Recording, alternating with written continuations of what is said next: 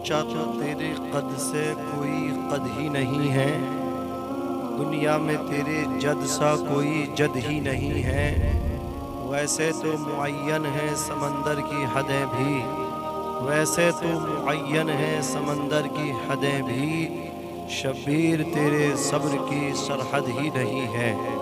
اللہ پاک قرآن پاک میں ارشاد فرماتا ہے انما یرید اللہ لیذھب عنکم الرجس اہل البیت ویطہرکم تطہیرا۔ اللہ تو یہی چاہتا ہے کہ اے نبی کے گھر والوں تمہیں ہر ناپاکی سے پاک فرما دے اور تمہیں خوب پاک فرما کر خوب ستھرا فرما دے۔ رجس کس کو کہتے ہیں؟ امام ائمہ کرام محدثین کرام نے ارشاد فرمایا، امام زہری نے فرمایا بالخصوص کہ رجس کہتے ہیں ہر ناپسندیدہ چیز کو، خواہ وہ عمل ہو یا غیر عمل ہو، تو ہر ناپسندیدہ چیز سے اللہ تعالی نے نبی کے گھر والوں کو پاک و صاف فرما دیا۔ سرکار اعلی حضرت امام احمد رضا فاضل بریلوی رضی اللہ تعالی عنہ فرماتے ہیں یا رسول اللہ تیری نسل پاک میں ہے بچہ بچہ نور کا، تو ہے عین نور تیرا سب گھرانہ نور کا۔ اور استاد زمن برادر اعلی حضرت مولانا حسن رضا خان فرماتے ہیں بے اجازت جن کے گھر جبریل بھی آتے نہیں، قدر والے جانتے ہیں قدر و شان اہل بیت۔ اور فرماتے ہیں کہ سر کٹانا گھر لٹانا کوئی تجھ سے سیکھ لے، جانے عالم ہو فدا اے خاندانی اہل بیت۔ کس شقی کی ہے حکومت ہائے کیا اندھیر ہے، دن دہاڑے لٹ رہا ہے کاروانی اہل بیت۔ بے ادب گستاخ فرقے کو سنا دے اے حسن، بے ادب گستاخ فرقے کو سنا دے اے حسن، یوں کہا کرتے ہیں سنی آستانی اہل بیت، یوں بیان کرتے ہیں سنی داستان اہل بیت۔ اللہ تبارک و تعالی نے نبی کے گھر والوں کو ہر ناپسندیدہ چیز سے پاک فرما دیا۔ اب سوال یہ پیدا ہوتا ہے اہل بیت سے کون نفوس قدسیہ مراد ہیں، کن لوگوں کو اہل بیت سے مراد لیا گیا؟ تو میں اس کے ضمن میں ایک واقعہ پیش کرتا ہوں۔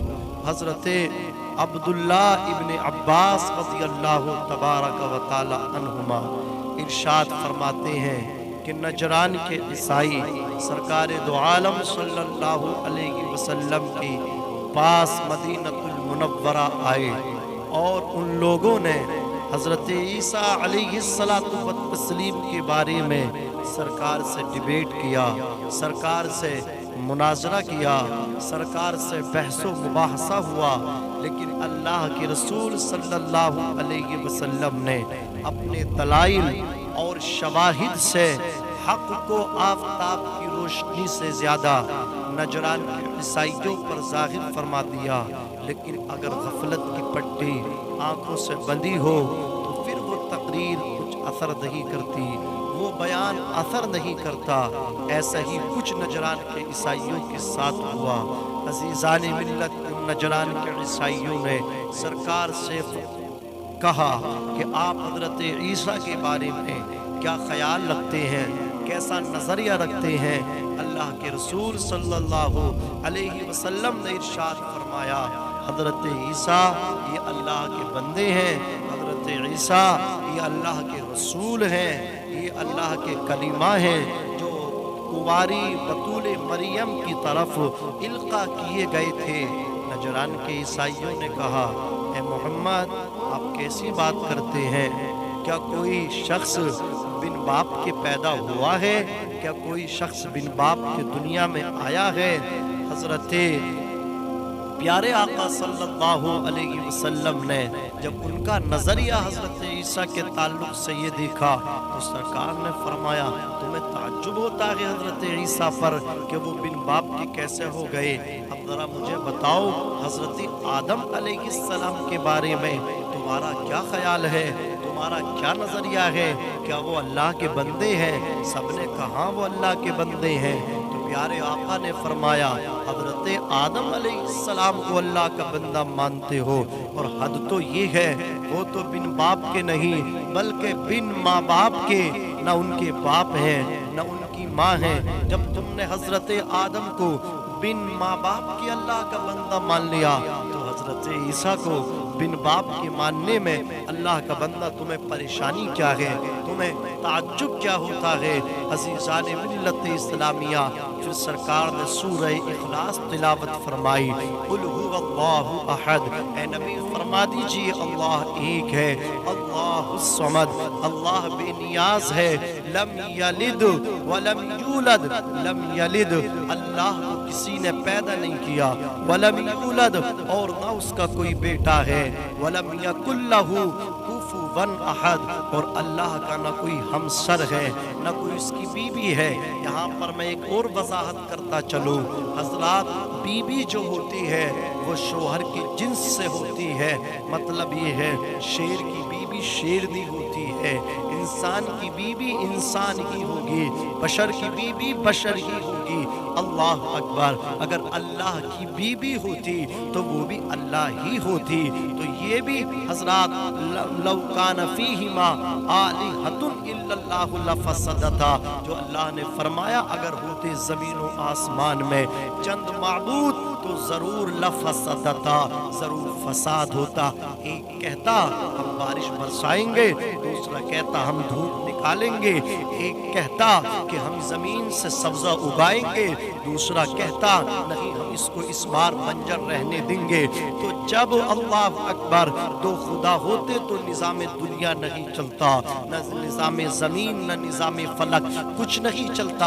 اور فرض کر لو اگر کسی ملک میں دو بادشاہ ہوتے، اگر ہندوستان میں دو بادشاہ ہوتے، ایک تو یہ کہتا ہم NRC نافذ کریں گے، دوسرا یہ کہتا ہم NRC نافذ نہیں ہونے دیں گے، ایک کہتا ہم CAB کو مطلب کیا ہے CAA میں چینج بدل دیں گے، اس کو ہم ایکٹ بنا دیں گے، دوسرا کہتا نہیں ہم ایسا نہیں ہونے دیں گے، تو فساد ہوتا، جھگڑا ہوتا، حکومت نہیں چل پاتی۔ اللہ اکبر، جب اتنا چھوٹا سا ملک دو بادشاہ سے نہیں چل سکتا، جھگڑا ہوگا تو اتنا بڑا آسمان، اتنی بڑی زمین اور یہ نظام قدرت اللہ اکبر کیسے چلتا؟ پتہ یہ چلا دنیا کو بنانے والا، آسمان کو بنانے والا خدا بھی ایک ہے۔ تو دوستو اگر خدا کی بیوی ہوتی تو وہ بھی خدا ہوتی، کیونکہ یہ قاعدہ ہے، یہ قانون ہے کہ جس کی جو بیوی ہوتی ہے وہ اسی کی جنس سے ہوتی ہے۔ تو پتہ یہ چلا خدا کی بیوی نہیں، خدا کی بیٹے نہیں۔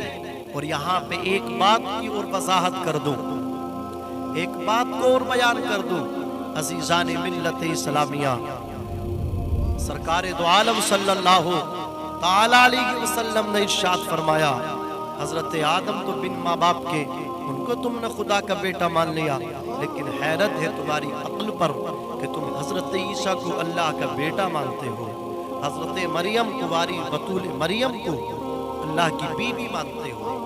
عزیزان ملت اسلامیہ، دندان شکل مصطفیٰ جان رحمت نے جواب عنایت فرمایا، اب لیکن اس کے باوجود بھی وہ اپنی ضد پر اڑے رہے، ہٹ دھرمی سے کام لینے لگے۔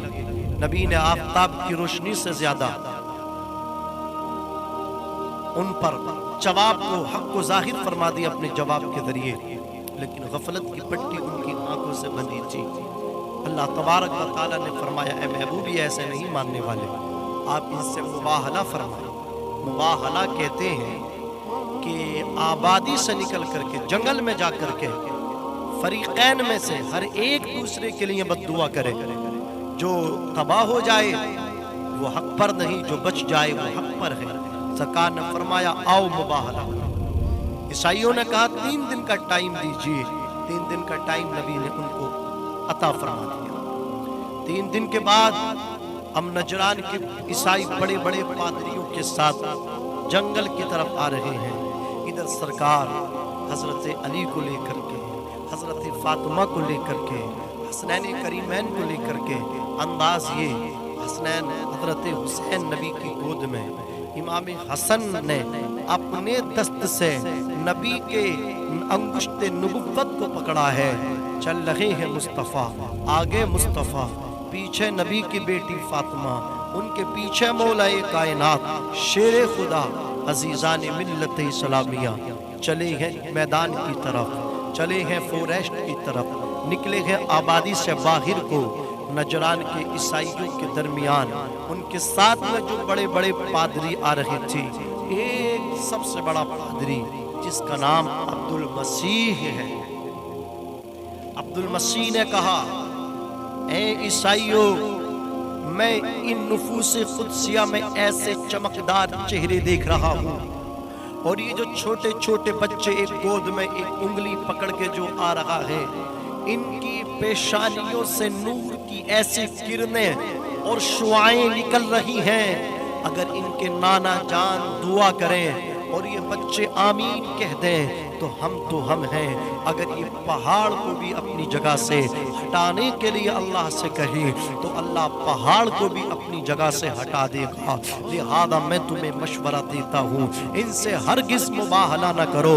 इनसे मुबाहला अगर तुम लोगों ने किया तो रुए ज़मीन पर, पूरी ज़मीन पर कोई ईसाई भी बाकी न रहेगा, सब के सब बर्बाद हो जाएंगे। अज़ीज़ान मिल्लत इस्लामिया सब ने इनकार कर दिया और जिज़िया टैक्स देना शुरू कर दिया।